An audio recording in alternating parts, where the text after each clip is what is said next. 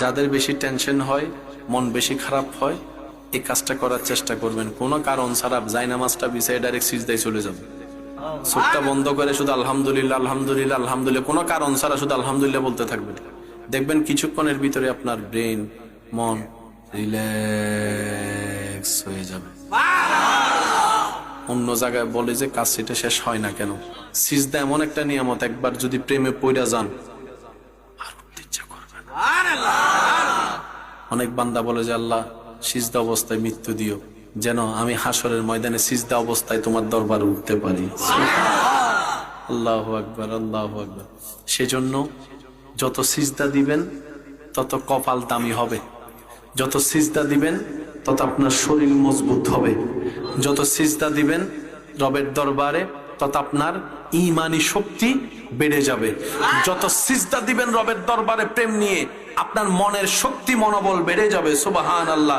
আপনি যত মন থেকে রবের দরবারে সিজদা দিতে পারবেন, অকল্পনীয় নিয়ামত পেতেই থাকবেন, পেতেই থাকবেন, পেতেই থাকবেন।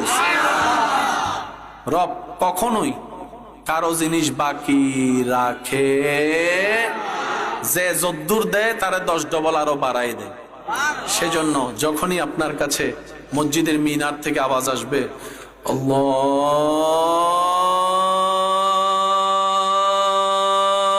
আল্লাহু আকবার, আল্লাহু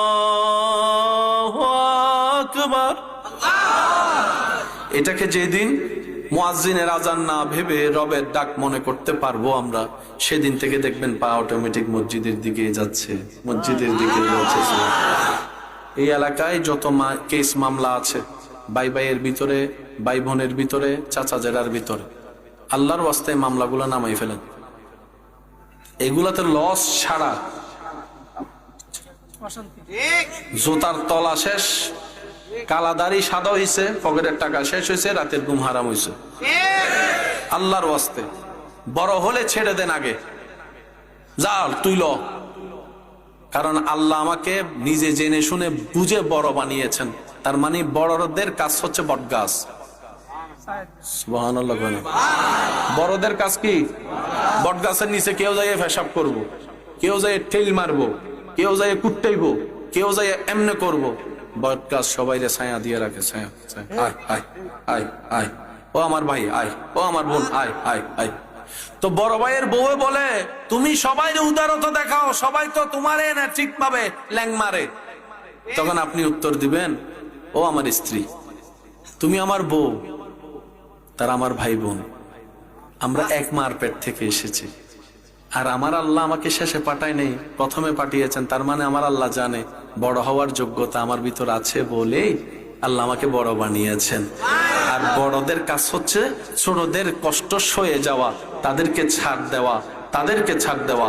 ও বড় ভাই, বুকটা উদার করে দেন, যতদিনের দুশ্মনী থাকুক না কেন। ছোট ভাইয়ের পিঠের মধ্যে থাপ্পড় একটা দিয়ে জড়াই ধরে 3টা মিনিট রাখেন, দেখবেন সব রাগ শেষ, দোনো ভাইয়ের চোখ থেকে পানি চলে আসবে। আর বেশিরভাগ জামিলার মেইন কারণ হচ্ছে মাঝখানে তৃতীয় পক্ষ একটা থাকে।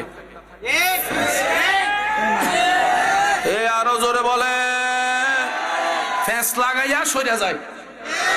সেজন্য মনে রাখবেন, ভাই ভাইয়ের ভিতরে, ভাই বোনের ভিতরে, বাপ চাচার ভিতরে, স্বামী স্ত্রীর ভিতরে তৃতীয় পার্সন নট অ্যালাউড। কখনো তৃতীয় পার্সনকে সুযোগ দেওয়া যাবে দিছেন তো মরছেন না। আপনি যদি নিজে নিজে মরতে চান, আমগো কি? আমি কি বুঝাতে পারছি? ভেবে দেখবেন। আর ছোটরা যদি থাকেন, বড় ভাইরা যাইয়া এমনি করবেন। সেহানাত অনেকদিন দেখেন না তো লজ্জা লাগতে পারে, শয়তান তো লজ্জা লাগাবে, কারণ মাফ একজনে করে দিলে আল্লাহ মাফ করে দেয়। তো শয়তান এটা চায় না। তো আপনি কি করবেন? উল্টা দিয়ে দাঁড়াবেন, ভাই আপনার ঘরে আসছে, এক কাপ চা খাবো। বড় ভাইয়া কি বলবে? যা বাইরেও। ঢুকলেন আর কি, ঢুকলেন আর কি। এত অনেক দিনের দূরত্ব তো লজ্জা তো লাগবে। চাটা খাইয়া কইবেন আমার একটা ইচ্ছা আছে। বড় ভাইয়া কইব কি? একজনের দিকে তাকাইছে, আরেকজনের দিকে তাকাইছে। হ্যাঁ, বড় ভাই জিজ্ঞেস করবে কি ইচ্ছা?